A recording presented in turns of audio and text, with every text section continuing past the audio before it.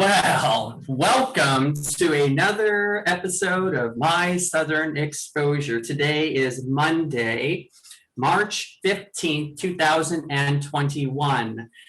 Welcome, and I hope that you all enjoyed that new intro to the show. I am going to give a shout out to Free Music Archive. The name of the person who made that music is Mid-Air Machine. The name of the song was A Surprising Power. And I felt that it was a fitting name and it had a nice beat. So first thing I want to say is welcome and toss it over to Raji to see what she thinks. Wow, a surprising power. I love it. Because don't we all have a surprising power?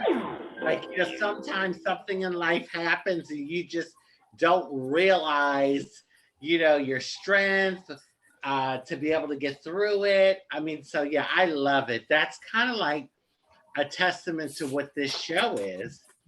And so, yeah, I like it. It's a good beat.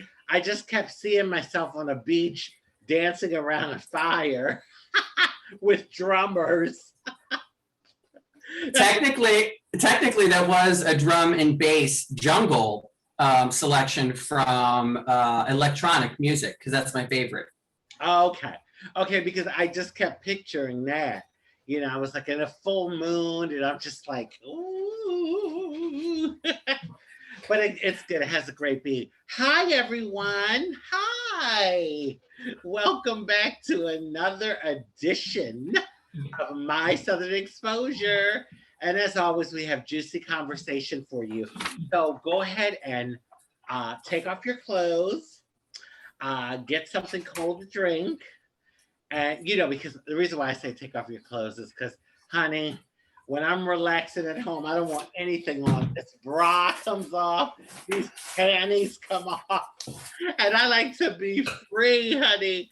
But yeah, just get comfortable, get something to eat, grab something to drink, and get ready, honey, because here we go. Joseph? Oh, yes, we do. And by the way, Ricky was dancing in the background. You didn't see pretty Ricky, but he was over there dancing in the background at the end of the song. Because it's one of those songs that after you hear it after a while, it starts to get into and on you. Thank you all for joining us. Season number 3, episode number 9. There's only the 3 weeks left after today until we take off until the beginning of May. So once again, if you are interested, please visit our website, www.mysouthernexposure.site. If you're interested in getting a hold of Raji, that's Raji at mysouthernexposure.site.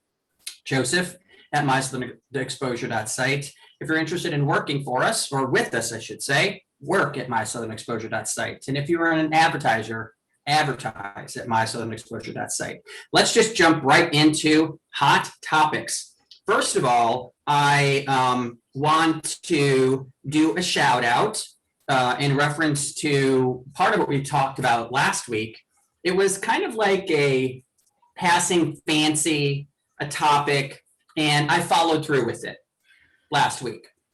So I created a petition that's available for everybody to sign online.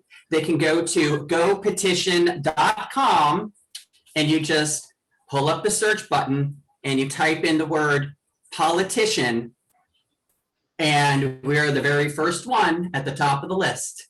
So politicians and public service workers, public community service workers should make the same amount of money as we do federal minimum wage wise. So please make certain to go out and go to that website, search, look for it, sign the petition. I don't know how long it's going to take to get whatever numbers that we do get, but every single person who wants to join on board, please go ahead and do it, because I want to keep the pressure on with that topic. But in reference to politicians, I want to jump right into Governor Cuomo. Governor Cuomo's got a whole hot mess going on right now. And to be honest with you, I think it's a little bit of a backlash because of his stance with the orange-faced monster. It's a little coming back on him because of what he did. Because nothing was happening before until the orange faced monster went to prison. I mean, left the White House. So, I mean, I think it's interesting, wishful thinking, hopeful thinking, hopefully clairvoyance. Maybe I'm getting visions ahead of time, Orange and Orange 2021. But I think it's interesting that Governor Cuomo, who had never had any problem with this topic ever before, all of a sudden since the orange-faced monster exited stage left or right or whatever, now all of a sudden he's getting a whole bunch of problems. So what do you think about the Governor Cuomo thing, Raji? Because, I mean, this is one of the things from my perspective, politicians hug and kiss people all the time. But if it proves to be the truth where he was sexually harassing people, that's not cool. But by the same token, give me a break. Do you know how many politicians have been doing that all this time and it's never been a problem? So why is it a problem for Governor Cuomo now when he's been doing such a great job, quote unquote, so far? What do you think about that whole Governor Cuomo situation? Well, okay, so I was like, oh my God, they're coming out the woodworks, because first it was 1, then 2, then 3. Now I think it's up to 7. And I can't even imagine how many more is going to come out. But first of all, I think he's a man of his day. When I say that, you know, none of these women are saying that they were raped or that they were like assaulted. They're speaking about feeling uncomfortable and I guess inappropriate behavior.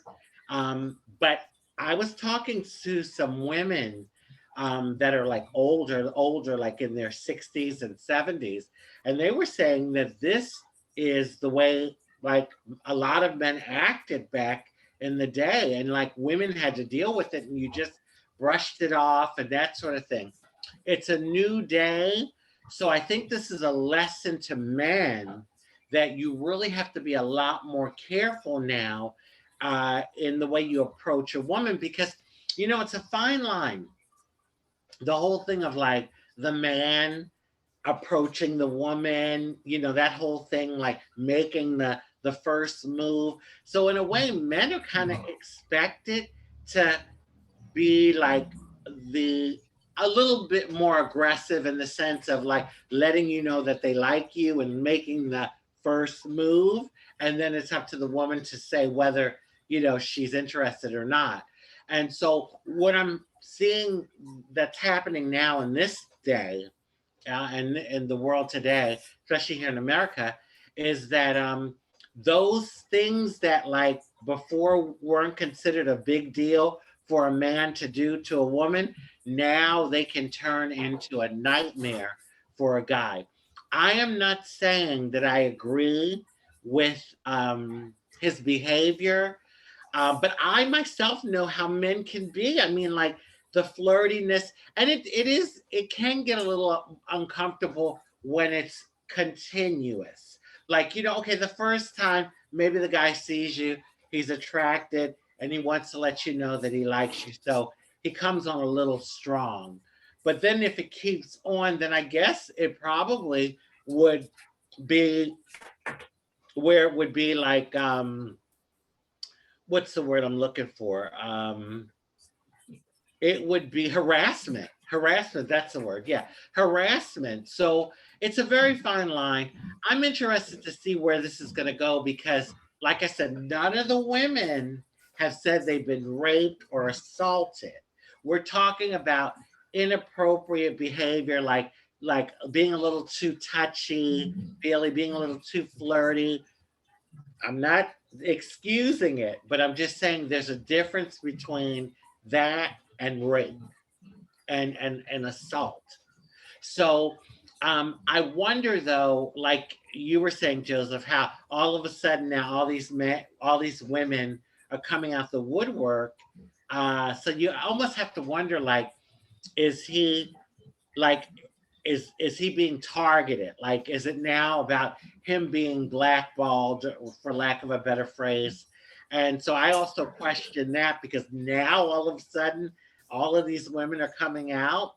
And I was saying too that it's funny how you can be praised, a praised figure, public figure, and then the next day become a pariah. Like go from one extreme to the other because all last year, 2020, Como was really like getting some great press, and a lot of people like were behind him. And my cousin, though, she told me he's never really been popular with New Yorkers, but I don't know. I don't know. But I know here he always seemed to look great. Like, and it appeared that he was doing a very good job. The other thing we need to also look at is the numbers and him fudging the numbers. I don't know how true that one is. If that's true, then that's another issue. But he's not going to step down. He said he's not going to step down. So maybe if 14, if 7 more women come out, he will. But for now, he said he's not stepping down. Well, I mean, all joking aside, like what you just said, I do want to make a funny comment because you said "quote unquote" blackballed. I think it would technically be blue balled. He might have blue balls instead because he didn't get any action with all the flirtations. I joke. I should stop. But in reference to before the presidential election, the last one, not this one that Biden won, the one before that, there were allegations of rape and attacks on a person who was running for the president of the United States, the orange-faced monster, and those got swept under the rug. So if that can get swept under the rug with that kind of level of allegations, and they're still pending, they're not resolved yet. So if that can get swept under the rug, I'm not saying that it's okay for a person of a certain age to treat women in a demeaning fashion because it's not appropriate. You can joke like you and I joke with each other. I joke with people that I know, but I mean, in general, I don't joke with people that I don't know about things, and sometimes that can be a little crass, as you know, as well as other people. But I think that it is kind of an interesting timing of events that now it's a problem, and it's such a big problem when we had much bigger problems before that were just basically, oh, never mind, boys will be boys. So in reference to women being harassed and bothered and pestered, I want to bring up, and I just wrote it down because you said something, and it made me think about the women in the United Kingdom right now, how they are doing peaceful protests because they're upset about a girl who was murdered by a police officer in the United Kingdom, and they found her body 13 days later. And we don't know all the details about it or anything else like that. But apparently the women in the United Kingdom do not feel safe. It's a matter of time, is what they say, before you get attacked or killed or murdered or raped. And it could be by a perfect stranger, or it could be by the people that are actually supposed to protect you. Have you heard about this story? Because it just kind of popped up on my radar this morning because of what somebody said. It was 2 young girls, and they were just sitting there with these beautiful lashes on the side of the road with their mask on. They're like, well, it's what happens all the time here. We don't know what to do anymore.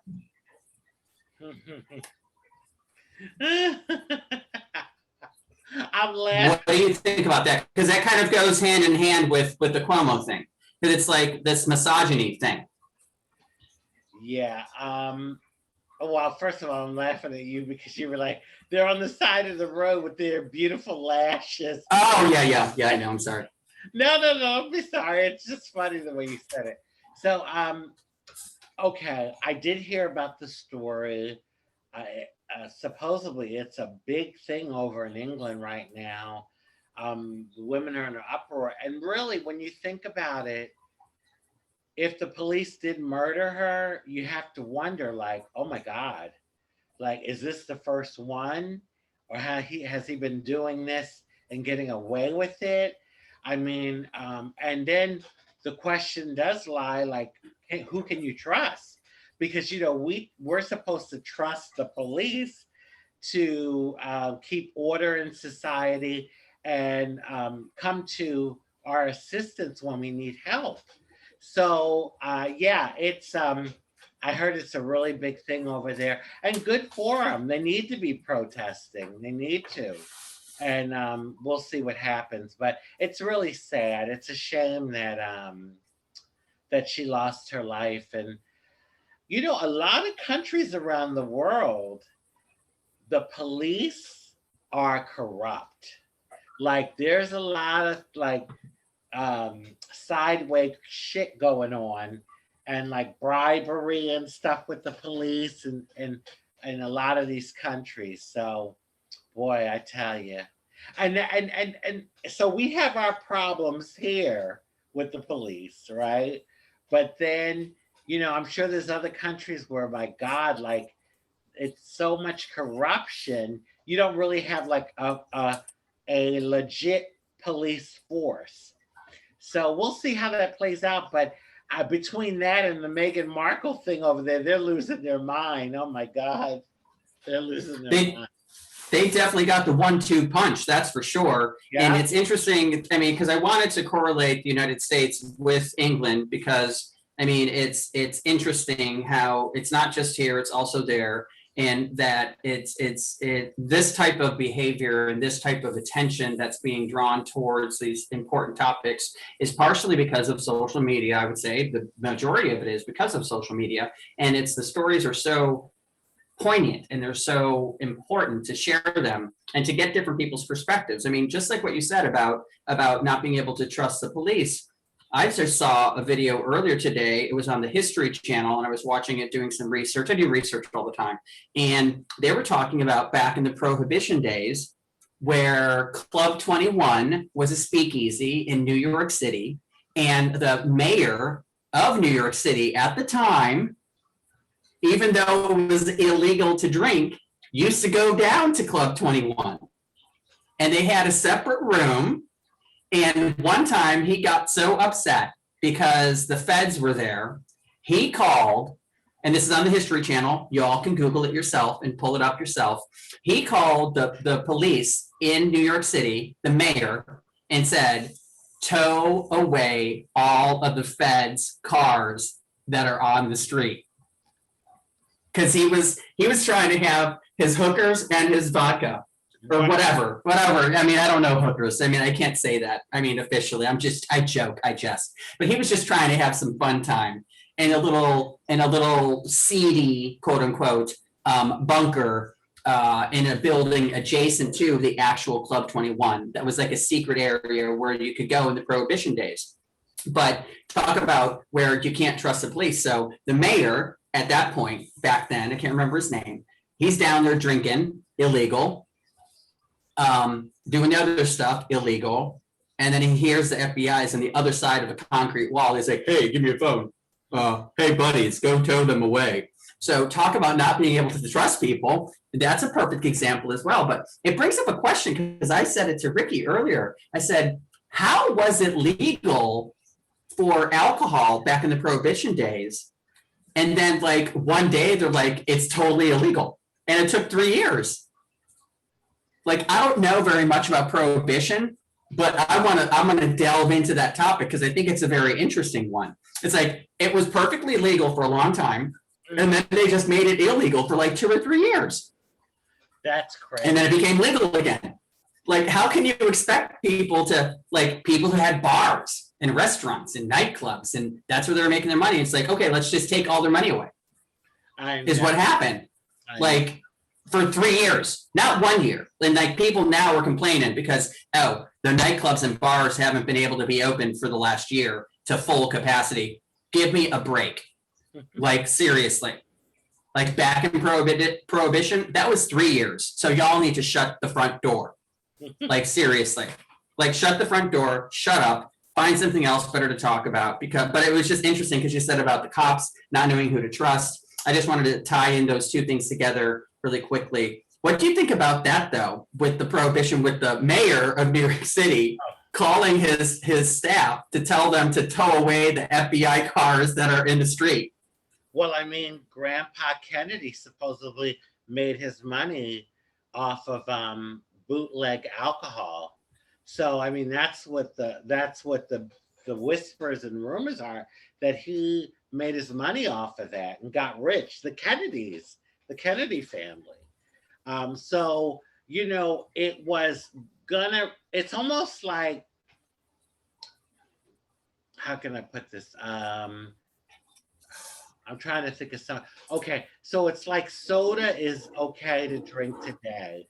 And then tomorrow the government says no one is allowed to drink soda. If you get caught drinking soda, you're arrested. So all the soda drinkers, like, they're really going to stop drinking soda. Please, they're going to find ways to get the soda and, and be able to drink it. So that's the thing. And it's all relative, because the government, okay, so let me break it down like this. So when the government could tax alcohol and also make money off an alcohol, then it became legal, right? So the same with look how this marijuana thing. It's certain states are now legalizing it, whereas others aren't. But eventually, I think marijuana is going to end up being like alcohol was back in those days. It's going to eventually be legalized in our country. Eventually, it may take some time, because we have a lot of states and they're kind of doing it state by state. But I think it's going to happen. It's going to happen. It's bound to happen because of all the therapeutic properties that it has. And look at how much money the people in Colorado that have dispensaries. I was seeing a guy, he's in his mid-20s. He was living in Colorado and he would come, here to visit, and every now and then we get together. Well, he was telling me that at the dispensary that he worked, he made that first year that it was legalized. I don't know what he's making now, but that first year it was legalized. He made more money than his mom and dad did in that year. Okay, and this is when he was like early 20s, and so can you imagine, like, your 20-something-year-old son is making more money than you and your husband, or whatever. So that really said something to me. I was like, wow. But it's the thing is with it. Well, I don't want to get off track, but I just wanted to basically compare that to the alcohol back in those days. I think it's going to eventually happen. But yeah, it's funny, and I bet you people were doing so much freaking bootleg and trying to find ways to get their alcohol, honey, because how can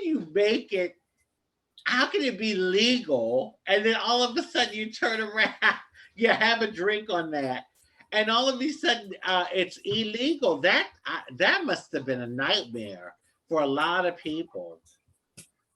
I can imagine that it would be. I mean, and I agree with you with the part of it being legal in the United States probably within a matter of years. I mean, they're already starting to do what is it called?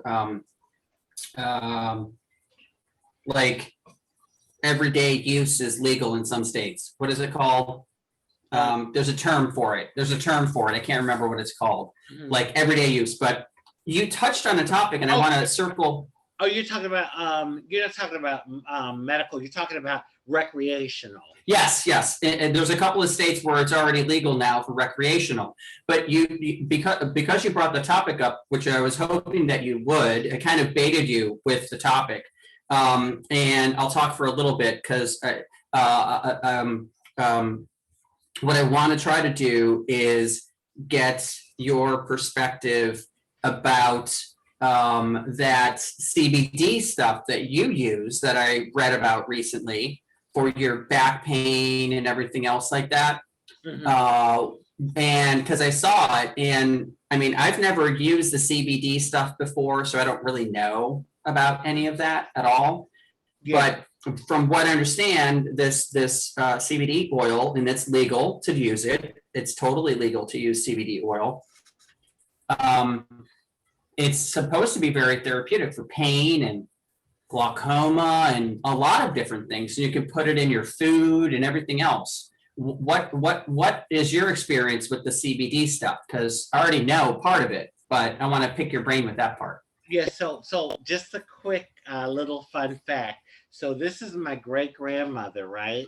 Her name was Aw, Emily Girardin on my mom's side. She was hold it up better so we can see it. Oh, tip it a little. like that. Oh my Lord. Okay. She's beautiful. She was from France, but you see that pin there?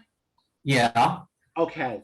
Someone told me I had posted it on this on my social media one day, and someone told me that their great grandmother wore the same pen, and what it meant was they were against they were pro prohibition. They were against alcohol. So I thought, being that we were on the topic, I would grab that because I was like, wow, okay. So that was the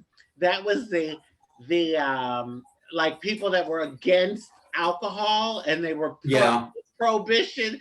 The women wore that. So I thought that was pretty interesting because I never knew. I always wonder what that pendant was. So yeah, in regards to the CBD. Well, first of all, CBD is the part in marijuana that doesn't get you high. That doesn't get you high. It's the medicinal part of marijuana, and so I used it on my back, like on my shoulders, on my knee, on my lower back, and I thought it was pretty effective. I mean, I wouldn't like, how can I put this? You wouldn't promote it necessarily, but you liked it enough to share your thoughts about it. I wouldn't rave about it, but at the same time, I did feel that I wouldn't say that it wasn't effective. I felt that it was effective, but I was questioning, like, is it just as effective as, like, if I went and brought from the store Bengay, Aspercream or Aspercream, yeah. Yeah. So I don't know if it's more effective. I think it might be comparable. Like, and maybe for some people, because everyone is different. So what might affect me a certain way might affect you a different way, and our viewers. So I think it's a one-on-one thing, but I did like it and I would use it again. I would definitely use it again. I like the idea of the all natural stuff because, like, when you look at what's on or in stuff, it's scary. Like, if you can't even pronounce the names of stuff, like if you get a tube of something and you can't even say the name of it, I'm like, I don't think so. Like, I'd rather have something that I know it's a leaf and they put it in a heat press, they squeeze it and have enough of those leaves, and then they put it inside of a resin pouch, and then this oil comes out. That's what that CBD oil is. So it's the pressure that's put on the leaves that squeezes out the oil. That's the process of the CBD oil. And it's a heat press. And so what? That is probably what the appeal is, because it's holistic, it's natural. It's from the earth, from the plant. So as opposed to like these other things that there's chemicals added and all of that. So I think that's a pro, because if you want to use something for pain in your shoulder and you are using the CBD, as opposed to going to the store and buying some sort of rub, pain rub, using the CBD is natural. So if it's going to be effective and just as effective, why not go the natural route? So I know it's a little like, another thing, it comes down to cost and what works for you price wise, because some of those creams can be a little pricey. It depends on your pocketbook, but yeah. So anyway, yeah. Well, talking about things that are green, I want to bring up green eggs and ham. Green eggs and ham. And you know what? Green is the perfect color for this week because on Wednesday is St. Patrick's Day. It definitely is. It definitely is. But the reason why I bring up the topic is because of the douchebag that decided to read Green Eggs and Ham to slow down the process. He was a Republican, big shock there, that tried to slow down the process of us getting our coins, our $1,400 stimulus checks. So he decided to take his time remotely and read Green Eggs and Ham from cover to cover. Creepy white dude, old white dude, sitting in a room all by himself. And apparently he doesn't know how to read very well because he stammered a couple of times. Like, if you're going to do it, like, at least know your material, buddy. Yeah. Like, seriously. Like, if you can't even read Green Eggs and Ham, a 5-year-old can read Green Eggs and Ham out of a book. And you're a congressman making $5 million with $6 million in your bank account.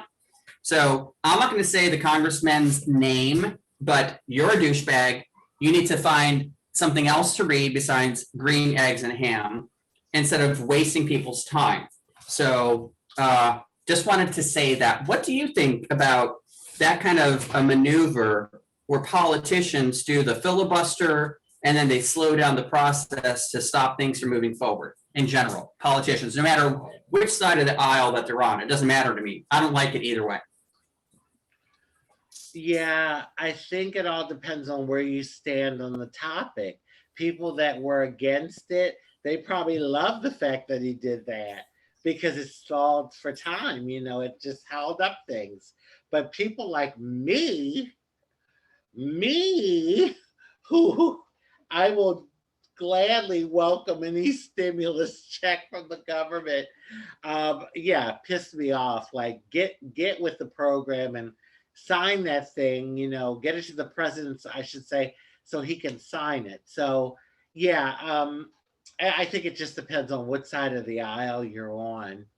Oh my God, the things people do! I tell you, the things people do. Oh. And it's funny. Some of the stuff you have to say, God, like, okay, innovative because oh, I love your new look. You have to say innovative because he used green eggs and ham because that's the big thing with Dr. Seuss. The whole controversy of them pulling it because of inappropriate racial innuendos, I guess, or language, or things that were socially acceptable back then is now considered inappropriate. So, I mean, I like Dr. Seuss. I love the green eggs and ham and the different ones, but it's a different day, and there's things that went on in the past that were acceptable, I guess, according to mainstream society, that aren't acceptable anymore. I think a lot of it has to do with Black Lives Matter and people of color really having a voice now to speak up against, discriminatory language and prejudicial language. I think that has a lot to do with it. And also the women's Me Too movement. It's a lot going on. I mean, in recent years especially, it seems like everything is very, very, you have to proceed with caution because things that you don't necessarily think people would take offense to, nowadays you say it a certain way and people are going to take offense to it. And then you have the cancel culture because of that. So I think what's happening, like on a deeper level, is that we're moving towards an equity and equality for people of color. Um, and not only people for people of color, but like for people that have been, I guess, discriminated against and kind of held down. And a lot of people of color happen to be in that category. I mean, whether you're black or you're Native American or you're Latino or you're Chinese or whatever, So and that's because of the colonialism and the white supremacy thing. But we're getting there's a thing happening now where I think society is like being shook up, and it's like, wait a minute, like this stuff has to stop, and people do have to be accountable for their words and for their actions. So yeah. I agree with you. I agree with you completely, Raji. And by the same token, you brought up a couple of different things, and I'm going to jump from topic to topic. So I want to address the first one first, because you mentioned, I'm going to circle back to the second one after I'm done bringing up the first one. Specifically, there has been legislation pushed forward in Republican counties and states across the United States that are trying to limit voting, targeting low income and people of color locations by zip code to try to strip people of their availability to vote. So they want to remove polling locations from locations where people of color can go. They want to change it from Saturday and Sunday just to Saturday because they know people go to church on Sunday. They want to change it to a certain time period and everything else like that. So I definitely think what's happening now is it's the deck or decks of cards are being reshuffled. That's the way that I look at it. Like you got two decks of cards. You got the old maid deck, which is people of color. That's us because we're the old maids.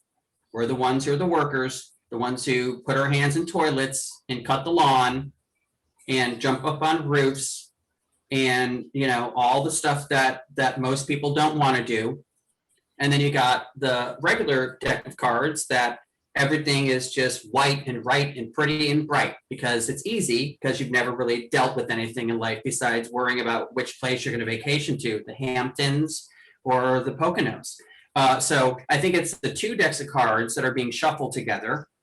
And I think that that's basically what we're going through right now. And I think it is a reckoning. It really is. And it is surprising power that's available that if we work together, we can figure out what to do and to acknowledge the fact that one is not better than the other. But it's really hard for the ones who've always thought they were better to acknowledge the other as an equal.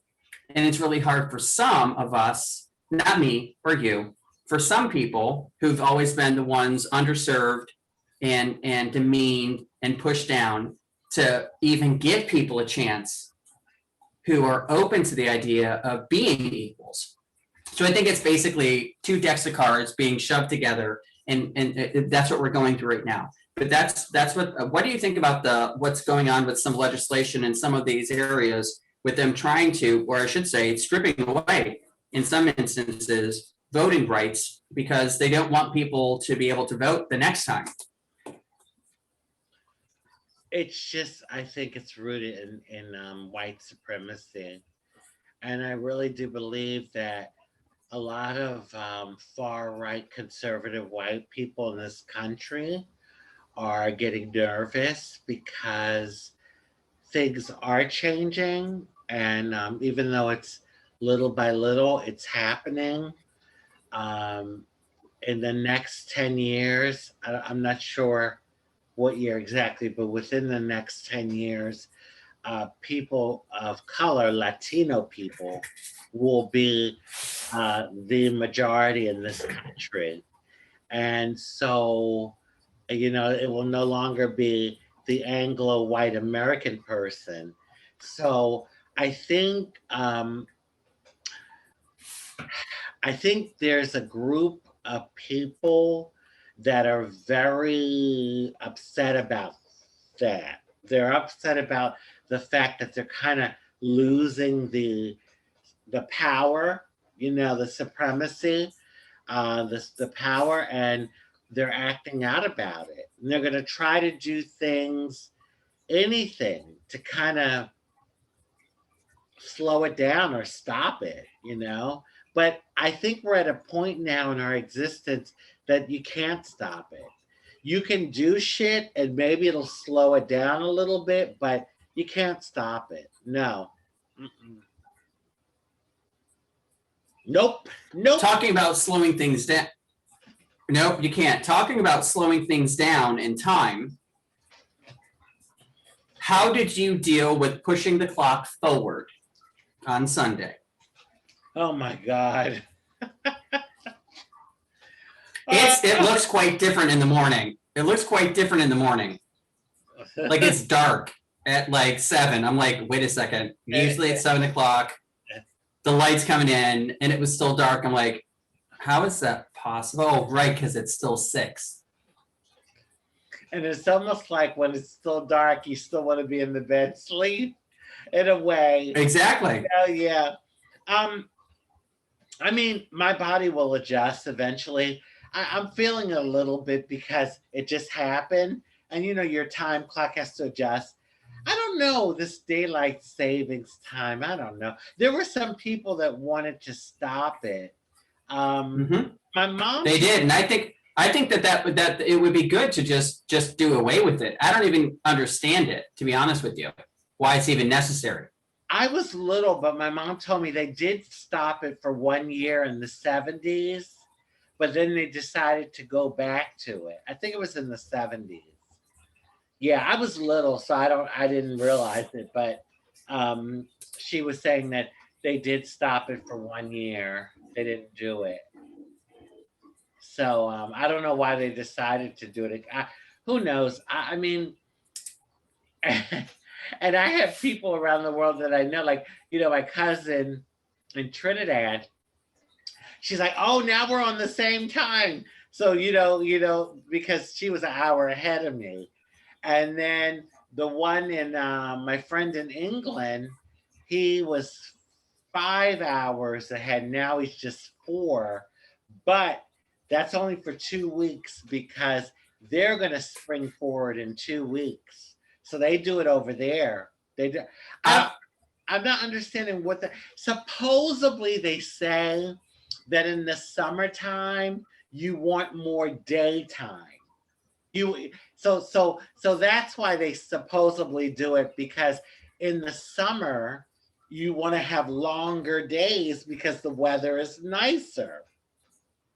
In the winter, you want your days shorter because the weather isn't. I mean, here in South Florida, we don't really know that, but for most of the country, so the weather is horrible and stuff. So you want the days shorter, and so that's how I think they say they do it. I think they should just do away with it, personally. Mm-hmm. I think I think it's just silly to go forward, go back, go forward, go back. It's like, give me a break.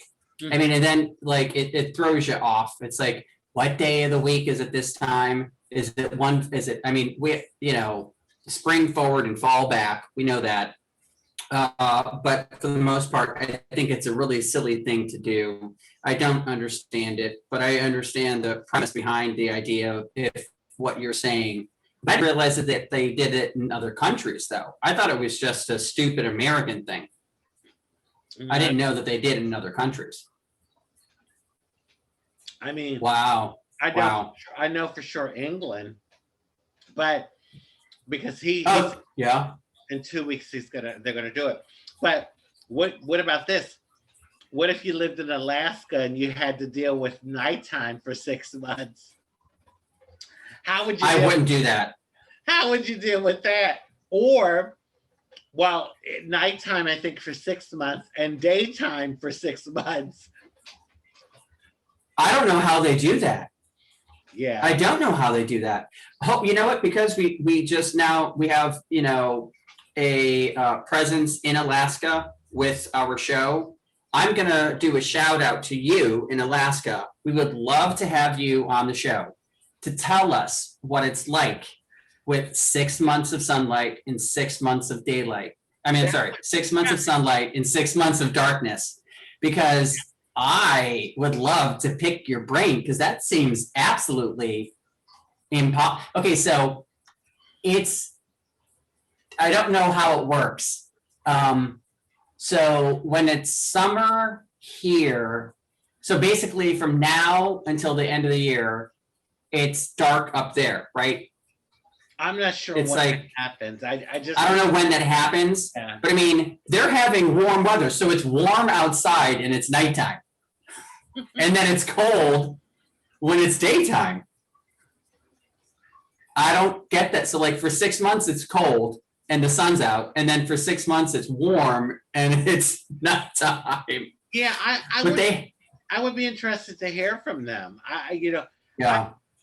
I don't know, and then you wonder, like, does it dim a little bit, like with the daytime, like at night, is it not so bright? It's still daytime, but maybe it gets a little dim. I don't know, but I'd love to hear that.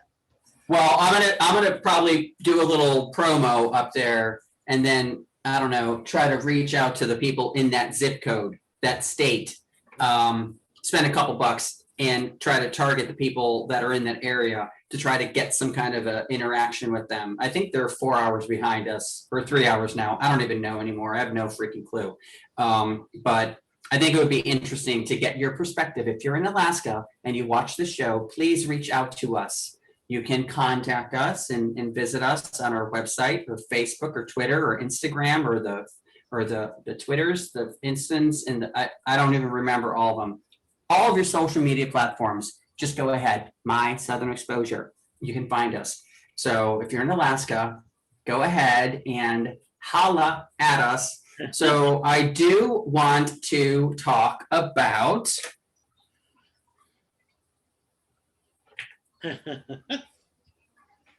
Oh my goodness. the spring break spreaders. The spring break spreaders are here. All joking aside, have you seen those pictures of Miami Beach and Fort Lauderdale Beach? Yeah, I did see. They are cutting up down there. Oh my Lord. They are cutting up, honey. They are really going buck wild. We're going to see. I don't know. We'll see. I mean, supposedly because it's a warm climate, the virus will leave them alone. So let's see. No, that's some orange-faced monster bullshit. Because if that's the case, we wouldn't be second behind New York State. We were behind Texas, but now we're ahead of them officially. So woohoo! So now we're number 2 instead of number 7 or 5. So I think what's going to happen, first of all, I think that Ron Dick Satan is responsible for what's going on. So the part that I have a problem with is we already knew what was going on. I think that spring break should have been canceled officially. I think that they already said, the CDC said that people should not be traveling unless it's necessary. And then all these spoiled little brats decided to hop on a plane coming from all over the United States. And if you're one of the spoiled brats, I'm talking to you. You could have stayed home and gotten drunk and puked in the middle of a street. You didn't have to come down here to Fort Lauderdale or go down to Miami and cough and sneeze and have your guns with you and get arrested like all of you trashy ass people are doing down there in Miami. So, and we don't want you. I don't want you here. I don't want you here spreading your virus. I don't want you down here bringing your guns. I don't want to see your clitoris maximus because you're in a string bikini with your titties hanging out. Go over to France, go back up to the Hamptons, go over to the Jersey Shore. I don't need to see it. I don't want to see it. I don't want to hear it. Get back on your plane, your train, your automobile, or your bus, and go back up to another area. Personally, that's my perspective. I think that it's dangerous that the governor did not. I wouldn't mind seeing yours though, by the way. Well, But no, because it's a little weird. It's a little weird when you're not used to it because years ago when I went to England for a vacation, I was on the subway, their tube, and this yeah, woman gets on and she had a top that stopped right here and her it was a breast, tube top. It's a tube top. but the breasts were hanging like below the top. And I mean I was trying not to stare, but I kept staring because I wasn't used to seeing, a woman on the subway with her titties hanging out. But that's a common thing. I think she was from France because they were speaking French. But yeah. So it's a lot of stuff hanging out down there, and they have the nude beach too. So yeah. All I know is that these people, I think, should have, and their parents should have told them that it's not a good idea to travel. At least this, I mean, you can wait like two spring breaks in a row in your entire life. I mean, give me a break. Just, you could have just stayed home one more. I mean, because what it's going to do is it's going to push us back with all of our stuff. Because you're coming down here and you're going to push us back with what's going on. I mean, we're getting ready to overtake New York with the cases now, because New York cases were double us, but now they're like not even double us anymore. So ours went down because it's the weekend, but I'm sure on Monday, today, or I should say tomorrow, the numbers are going to go up. So we might have more numbers on Tuesday than New York does. Wow. For cases. I'd like to see how that goes. Yeah. I definitely want to tomorrow. Well, you always check the numbers, so yeah. And I started posting it on my personal Facebook page. I started posting the Johns Hopkins daily tracker. I started doing it on March 12th. So 12, 13, 14, 15. So tomorrow, I mean, I'm going to do it every single day on my personal page because I think it's important to keep it in there to see the numbers and how they go up and down. And that little 60-second, 90-second little snippet, it makes it really simple because like looking at all the stuff, it makes it complex. But if they condense it down, it's much better. But I don't think it's a good idea that they were promoting travel, that they're allowing people to come, and that all these people are down here. Now they're going to go up to their home states and make everyone else sick.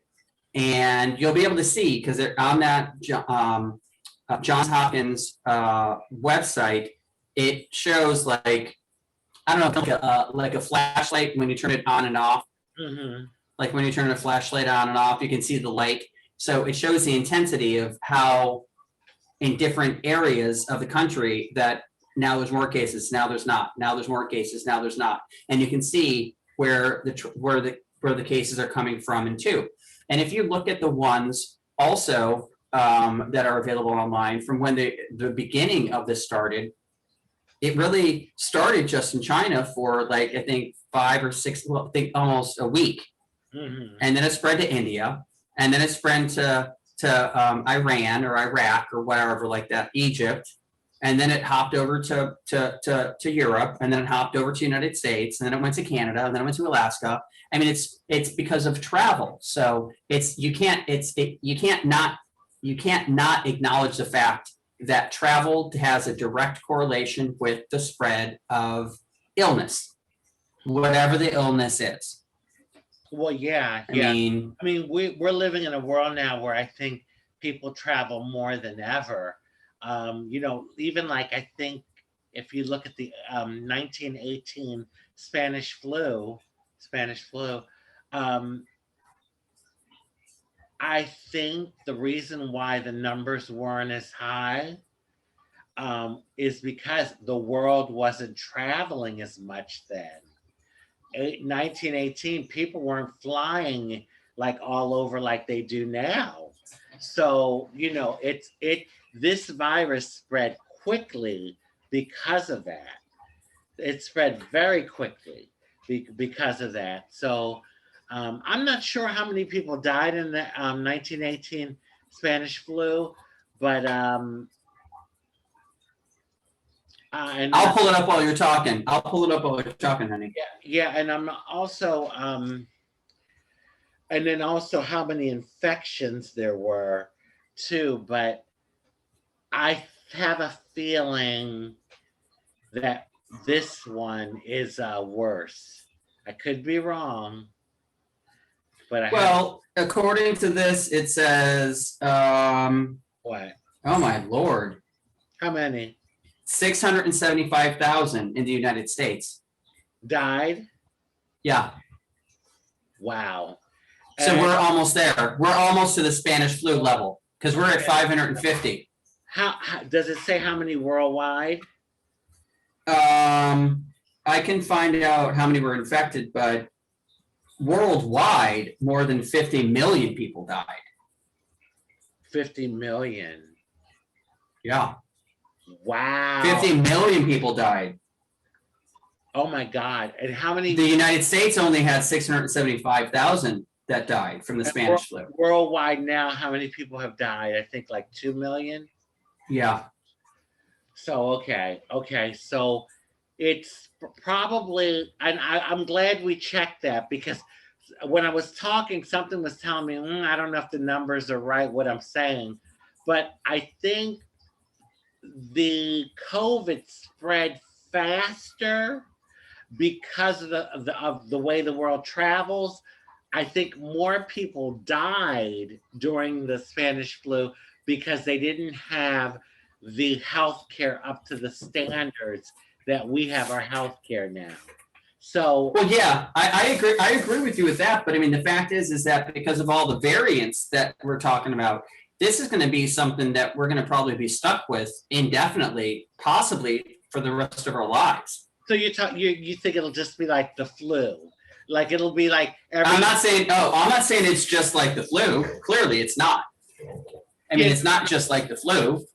Well, what I'm saying is eventually, like once everyone gets the quote unquote herd immunity and Yeah. people get vaccinated, viruses have a tendency to like kind of weaken too after a while. And so Yeah. I'm wondering if it's going to end up being like the flu, where every year you get a flu shot and you get a COVID shot. I'm just wondering. Well, in reference to worldwide for COVID, we're up to 120 million cases. Okay. So that's how many cases worldwide.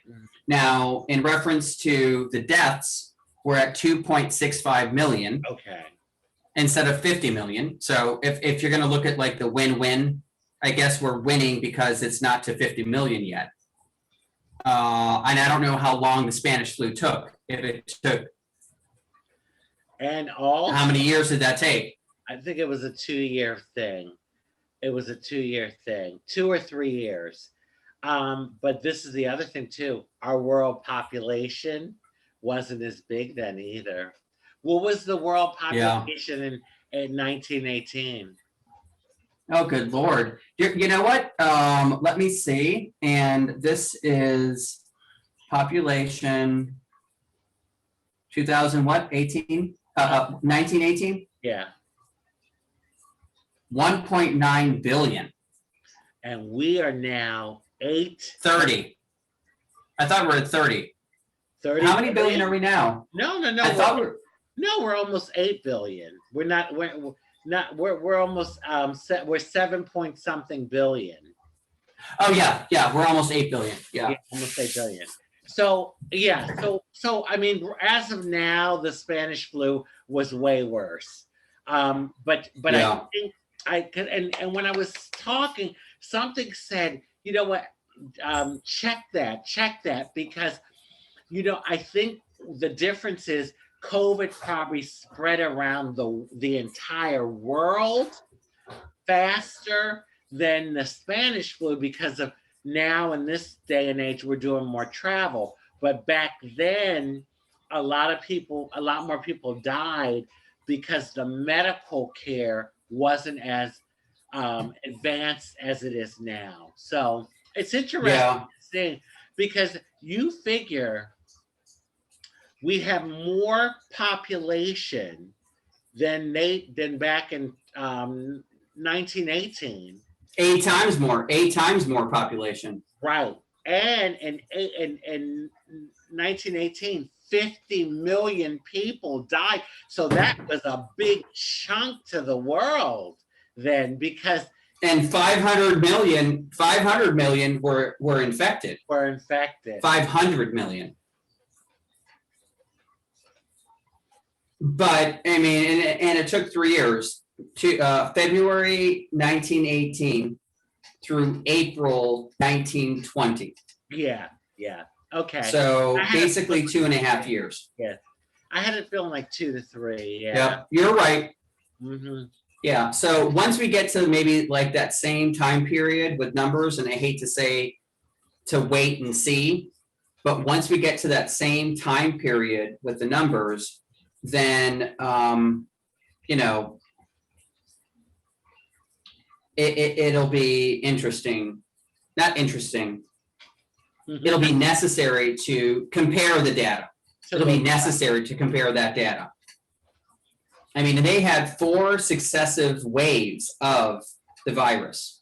And believe it or not, the Spanish flu was an H1N1 virus, Wow. just like this one. This one is an H1N1 virus also as well. So it makes me think maybe the Spanish flu never was eradicated. Maybe it was around the whole time and it was just out there, and maybe it just came back with this COVID. It's part of a SARS H1N1. I mean, it's very similar. Well, this one might be the cousin to that, because virus is how they mute. So this might be a cousin, for lack of a better phrase or statement. But yeah, a cousin to the one in 1918. Yeah. I mean, and it's kind of creepy though to me how it happens like every 100 years. I know. It's that I don't understand that. It's a little disturbing. And then it's like, is that a pre-manufactured? Is that like a pre-manufactured thing that the government and the world, the people who are in charge of the world, want to have happen to destabilize things, to shift the card decks? Well, we didn't have the technology we had back then, and even before 1918, there were other plagues. I think that just might be a world thing, like nature and life. Like it just, this thing happens every so many years. It's almost like I hate to say a cleansing of the earth or a resurgence, but if you look even way beyond 1918, there were other plagues. I think there was another one. There was one in 18 something, and then there was one in 17 something. One in 16 something, and 15 something. Yep. Yeah. So it's interesting. It's interesting, and it's creepy too. But I mean, I didn't mean to interrupt you. Go ahead. No. I'm just saying it may be something with nature, with the way nature is, because they, come on, like in 18 something and 17 something, they didn't have the technology to do that shit. Now today in this world with our technology, they do have the technology, but back then they wouldn't have been able to do that, I don't think. No, I don't think so back then at all. I mean, but you do bring up a good point, and you just made me write down a name of a movie because I want to segue into something fun. So, which movie or which show or what have you seen or what do you like? What did you like to see, or what are you watching, or what's going on?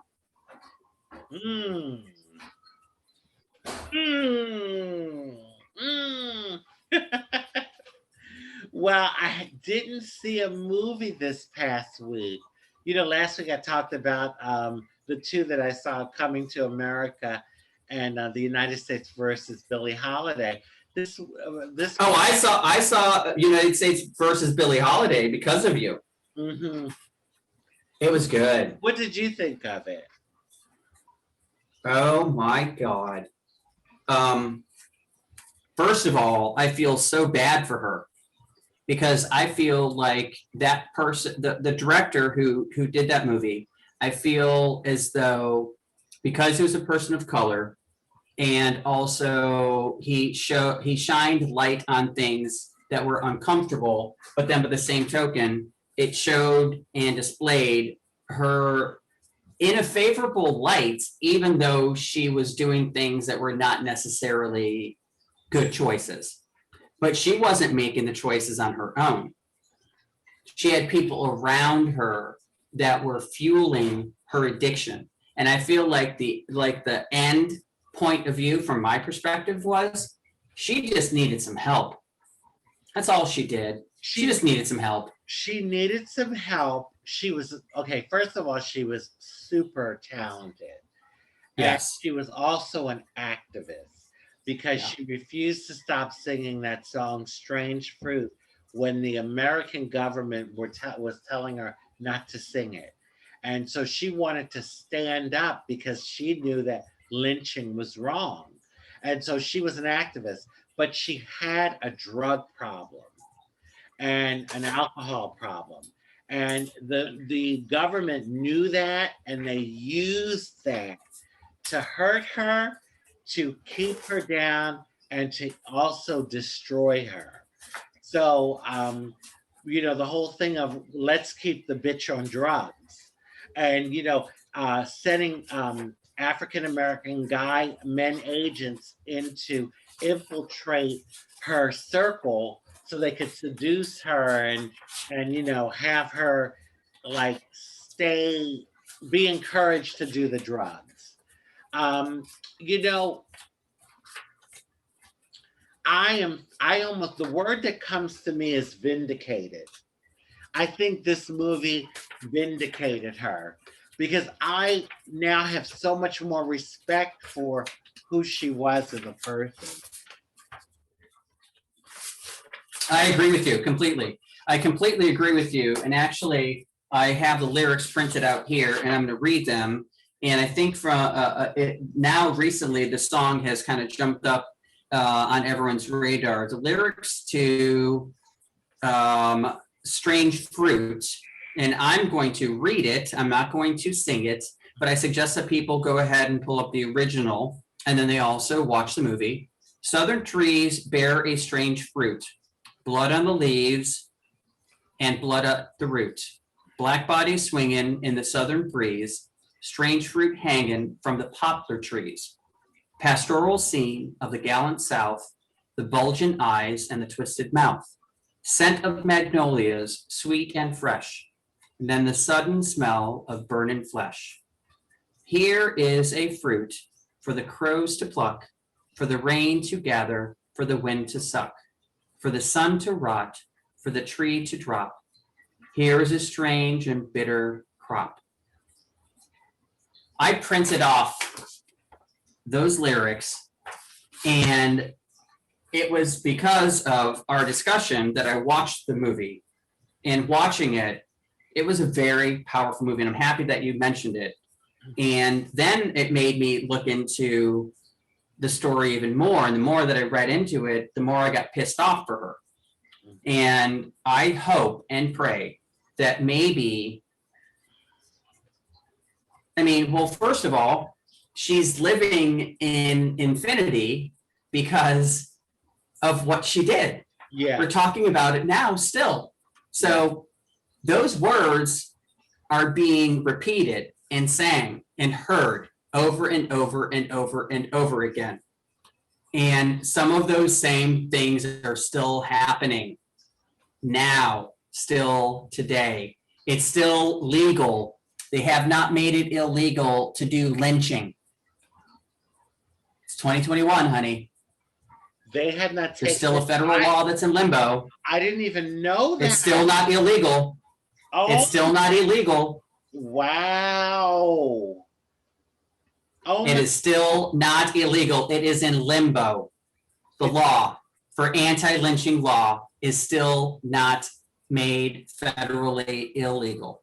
Illegal. Is it as of today. is it state by state? With some states it's illegal and some aren't. But I you don't know the know what? answer to that question, but there shouldn't be any question about it being federally illegal. You're right. That's true. I mean, I can. Oh my god. So it's the status is limbo.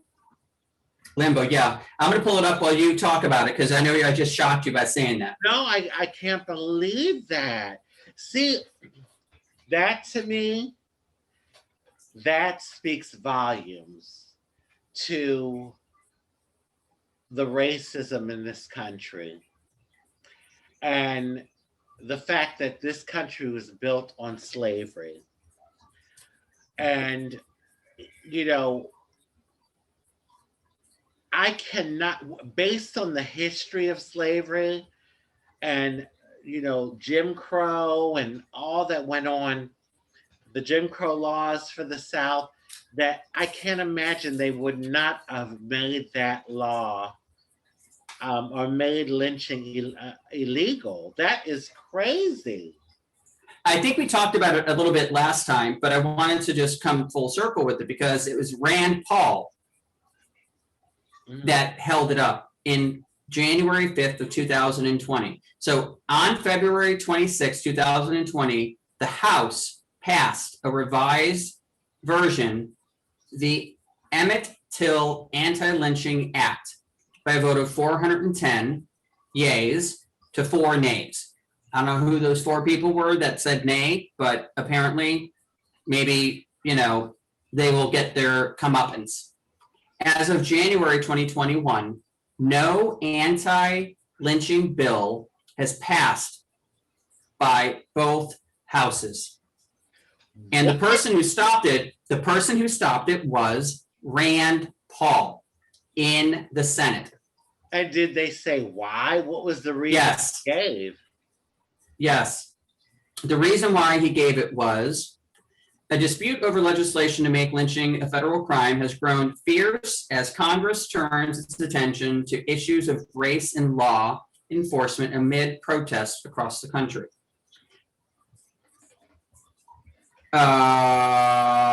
The private objections of one Republican, Senator Rand Paul of Kentucky, have succeeded for months in preventing it from becoming law. At a time when lawmakers are looking at an array of other potential more divisive proposals to respond to a spat of recent killings of Black Americans, the impasse illustrates the volatile mix of raw emotion. The problem came up with Senator Rand Paul thought that the bill was too narrow, the definition of lynching, and pushed the revised measure through without a formal vote, drawing angry rebukes from 2 of the bill's authors, Senator Cory Booker of New Jersey and Kamala Harris of California. So Rand Paul is the one to blame for why it didn't go through. So guess what, buddy? Rand Paul, you got some splaining to do, Rand Paul. That's crazy. That is, oh my God. I can't even believe that. I can't even believe that. Well, I think we need to keep some pressure on this topic, Raji. I really do. I really think we need to keep pressure on this topic. Yeah, definitely. Until we get it fixed. Yeah. Well, I mean, what I was going to say to the viewers is definitely check out the movie. It's a history lesson. It's really, really good. Really good. And then for laughs, again, I got to say, Coming to America too. I thought it was funny. Leslie Jones was hilarious. So you know what I made this week? I made some fried fish. I was craving fish. Now, I got whiting, and someone was telling me I should have got cod for the fried fish, but the whiting tasted pretty good to me. I think cod is more of a fishy type fish, whereas the whiting is more neutral. It's not as fishy tasting and smelling. But what I did is I battered. I did the batter thing with the flour, egg, and some milk. And so I battered the fish real good. And oh my God, the fish was so good. I was craving fish. And what I'm trying to do is like cook more, like make more things now because I don't know. I think COVID kind of got me into that. Like, try. I mean, I always have cooked, but like with COVID, I started trying to think of stuff like, God, what can I make or what can I do different with the recipe, that sort of thing. So fried fish this week. And I have a friend in England, my friend that I'm talking about, that I talked about earlier. He's sending me English mustard. It's going to probably get here sometime this week. And he told me it's different from American mustard. It's it has a hot, like it's spicy. So I can't wait to taste it. I'm gonna probably do a nice I don't know. I have some bagels, I'm not bagels, pretzels in the freezer. Maybe I'll put it on a pretzel or I'll figure out or oh God, there's so much to put it on. You know what? One of my girlfriends told me to on the fried fish you could put mustard on it, but I always put ketchup. I always use like the ketchup as a dipping sauce. I tried it with the mustard. It's okay, but I think probably if I was going to do mustard, it would be like I'd mix it with like I'd make like a kind of like a mustard sauce with other stuff in it.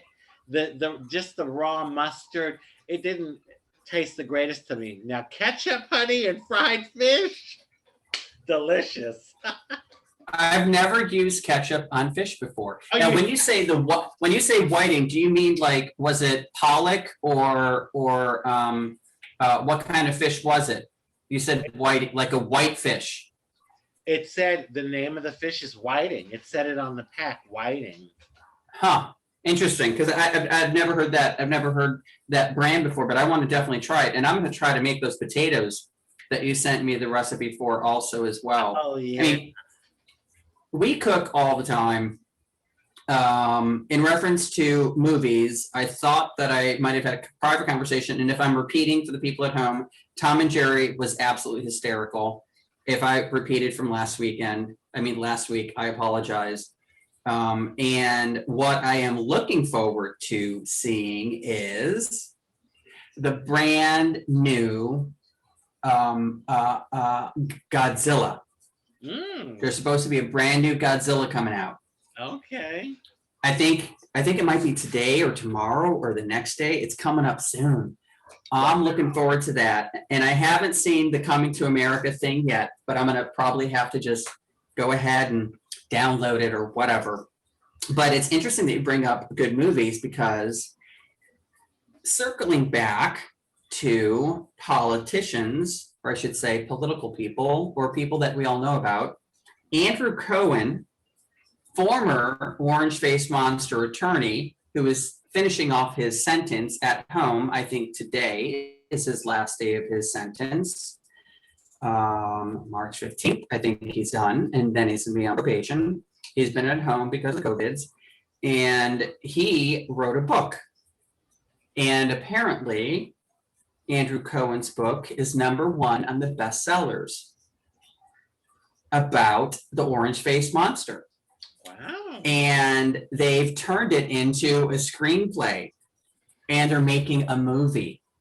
Wow. And it has major attention from award winners. So we're talking Emmy, Golden Globe winners are going to be the actors and actresses in this movie. And the reason why he wrote the book was he said, quote unquote, I know I'm not the only one who made bad decisions. And I'm sorry that it took so long for me to understand what I did wrong. But that's what motivated me to write the book. And he wants everyone to pay, just like he did with going to jail and finished off his sentence. And he's been so cooperative. It's that New Jersey Shore accent that just kills me. It makes me want to just hang myself, but I mean, I just can't stand it. It's like so Jersey Shore, but But I mean, I like it. I like the fact that he accepted the responsibility. I like the idea that he wrote the book. I like the idea that that they're turning it into a movie. So what do you think about that? And then closing remarks about the Grammys Okay, last night. all right, so, well, first, let me just say this, because I wanted to mention this. This past week, I had dinner with Kirk Douglas's, the movie star, Kirk Douglas's nephew. So Kirk Douglas had four sisters, and so the guy that I had dinner with, his nephew Gary is his name, Gary Decker or Becker. It's one, yeah. His mother is one of Kirk Douglas's sisters, and it really nice. Had a great time. Salik and Dennis, my two good friends, they're friends with him, and he had been asking, for me to come and do dinner with all of them. And he asked a few times. So finally we did it. We coordinated it. And it was, we had a good time. We went to a restaurant in Wilton Manors, Florida, USA, and had a great time. And, that 6 degrees of separation is amazing. And I think it's true. It is said that we human beings are only separated by 6 degrees, by 6 human beings. Okay. So in the 90s, my mom went to a wedding. The wedding was of one of her good girlfriends. So at the wedding was Stedman Graham, Oprah Winfrey's partner. So this is how the connection was. So Stedman Graham, no, I'm sorry, pardon me. It wasn't Stedman Graham. It was his aunt. Stedman Graham's aunt was at the wedding. And actually, my mom and her sat at the same table. So if you count it, my mom is 1 degree. My mom's girlfriend is 2 degrees. Her husband is 3 degrees because the aunt was friends with the husband. The aunt is 4 degrees. Stedman is 5. Oprah, bingo, the big kahuna, 6. So with Kirk Douglas, it was only 4 degrees for me because it's Salik, my friend, right? Then Kirk Douglas's nephew, Gary, his mother, Frida was her name. Frida and Ida, they were twins. So his mother, and then Kirk Douglas. Wow. So I've heard of the 6 degrees of Kevin Bacon. That everything goes back to Kevin Bacon. Is that what they say? The 6 degrees of Kevin Bacon? Yeah, the 6 degrees of Kevin Bacon. Yeah. There's a movie I think called 6 Degrees of Separation. I think Will Smith was in it. It was back in the 90s it came out. But anyway, I just had to share that with everyone. I had a great time, and I said, my God, what a small world, how everything twists and turns. It's a big world, but it can be very small too at times. So what I think about the book, I'll tell you. To me, it just shows what America can be. You can be in jail 1 minute, and the next minute you can be on the New York Times bestsellers list, making millions. I mean, the possibilities here in this country, are just, it's amazing. Hey, he probably feels like if he went to prison, why aren't other people that was involved in this crap going to prison? So he probably feels like he was treated unfairly, but thank God Trump gave him didn't he pardon him? Mm-mm. No, Did he get pardoned? He didn't pardon him. I'm sorry. Stone.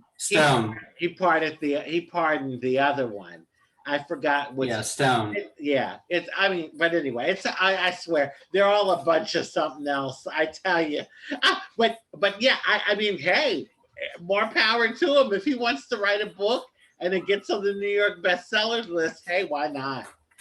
Why not? Well, I think the interesting thing is that the book came out while he was still incarcerated, because he's still technically incarcerated. So America, America, and what would the word be? Capitalism. yeah, Capitalism. I'm gonna try to get. I want to get some autographs or something, because I love Douglas and Goldie Hawn, Oh, Kirk. because those Kirk Douglas and Goldie Hawn, those are the two. No. I think you like the son, Michael Douglas. Oh, Yeah, remember, Kirk Douglas is the older one. the one that lived to 102, I think, or 101. He just died last year. Yeah. Oh, yeah. So yeah, I guess it's Michael Douglas and Goldie. Because he's married to Zeta Jones. Catherine. Oh, Zeta Jones. Yeah. Which one's married to Goldie Hawn? Oh, you get confused. I'm getting my stuff all confused. I thought one of the Douglases was married to Goldie. I'm getting my stuff all confused. All right, so Michael Douglas is married to Zeta Jones. Well, she's beautiful too. So yeah, and at dinner he actually talked about the wedding too when he went to the wedding. So yeah. What do you have to say? Did he have any dish? Oh no kind of juicy stuff. It was just he commented about being at the wedding and how it was really fun and that sort of thing. Yeah. But did you watch the Grammys? The Grammys last night. No. I forgot. Well, you know what? I also was at J. Alexander, so hey, I was eating a good dinner at a restaurant. But anyway, social distance. But how was the Grammy? What Grammys did you? I didn't watch it, but I heard some good reviews about it. They were saying that a lot of women won awards. Beyonce apparently won some kind of award that she's won the most ever, period, for the Grammys. So that was good. And there were a whole bunch of new people that also won awards as well. And a lot of them were women and people of color. So I think it turned out really, really well. But I want to close. It's dinner time. It's 5:17 p.m. on March 15th. And I want to thank you and the viewers at home for watching this show. If you want to get a hold of me, it's Joseph@MySouthernExposure.site. If you want to work for us or advertise, it's work at MySouthernExposure.site. I got all choked up. Work. I know, it sounded like I was barking. Work at MySouthernExposure.site. Or advertise at MySouthernExposure.site. And we are looking for people in every state across the United States. It's because I'm a little parched. You can see. It's time for a refill. I know, honey. That's why I got let me tell you, my water, honey, because I get parched all the time. Running my mouth. Oh, God. Yeah, I'm going to try to pull up some of the stuff on the Grammys. I'm sorry I missed that. And then the next big one is the Oscars that are coming up.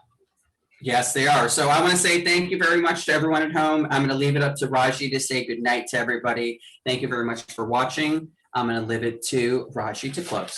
Thank you so much, everyone, for another fabulous week of My Southern Exposure. And I want to wish everyone a spectacular week. Let me get all the big words: fabulous, spectacular, stupendous. But yeah, have a great week, everyone. And on that note, I just want to say love, happiness, peace, good health, prosperity, and many wonderful blessings.